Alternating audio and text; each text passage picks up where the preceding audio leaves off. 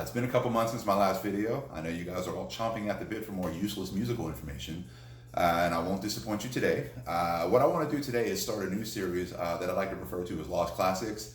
Now, I know that's not a new idea. Radio stations have been doing it for years. And what I really want to focus on is not so much, every album from the history of rock music that I think you should have heard that you didn't hear. This is really more to focus on bands who have a long history, who have a huge discography, a huge library of music, that may have a period somewhere in the middle that doesn't really get much respect or doesn't get talked about much, or albums that may have been dismissed or cast aside because of changing musical trends. Could have been because of band member changes, or any reason. And unfortunately, because of that, these albums, don't get the respect they deserve, and really, in the grand scheme of things, or in these bands' catalogs, are really, really great pieces of music. So the first one I want to focus on is Aerosmith. In the 70s, Aerosmith ruled. They really took off with Toys in the Attic in 1975. They followed that up with what I think is their best album, which is called Rocks, in 76. But then after that, tensions and infighting and drugs really took over, and 1977's Draw the Line was not very good at all, to be honest with you. And then 78's Live Bootleg was cool. It's a good listen. But again, from a studio standpoint, Draw the Line was a big disappointment in my opinion. But in 1979, they put out an album called Night in the Ruts. Now, the story with this album is that during the making of this album, their managers had them, they needed money, so they were going back out on tour. So it was like record a little bit, go on tour, record a little bit, go on tour. And during that time, the infighting came to a head, and Joe Perry actually left the band during the making of Night in the Ruts. And if you read their book, Walk This Way, you will find out that he left over spilled milk. Yes, the band actually broke up over a glass of spilled milk. Take that for what you will.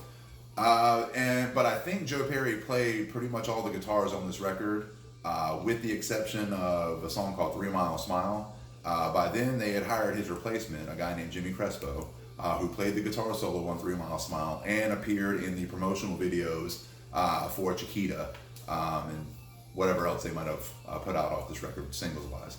But again, this is a fantastic slab of rock music. This is a top 5 Aerosmith record for me.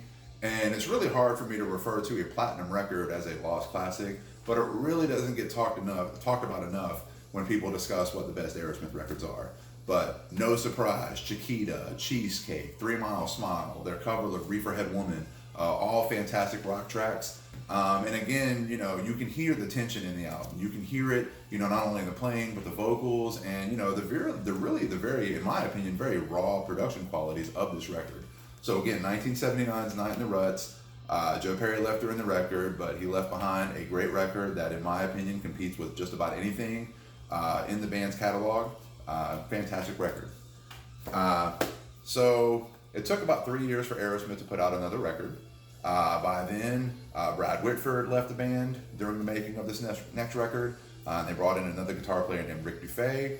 The album was also delayed because Steven Tyler got into a motorcycle accident and broke his leg and some other shit, and then of course there was the drug use that continued, the band tension that continued, the money woes.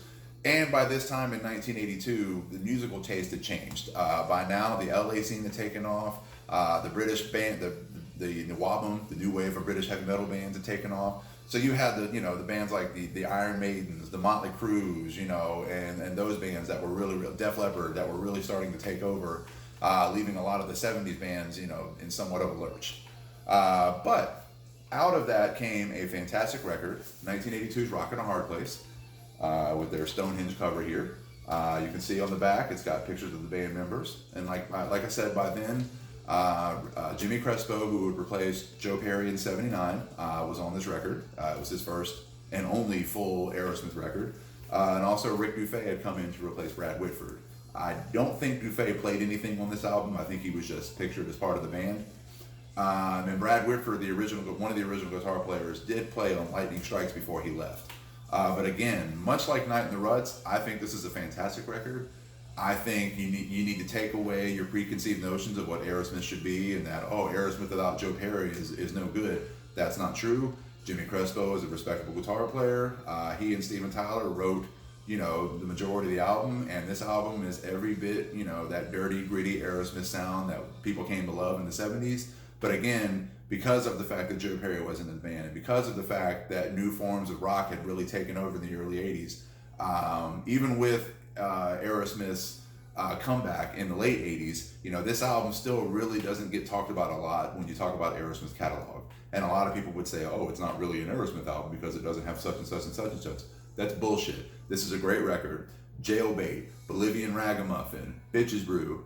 They do a cover of a song called Cry Me a River, which is fantastic. Rockin' a Hard Place, Cheshire Cat. Great songs, great album. This is a fantastic slab of hard rock, and I don't think you'll be disappointed. And again, if you just, don't look at the back cover and don't think about who's playing guitar or who's doing what on the record. If you just listen to it, this is a fantastic, very, very Aerosmith album.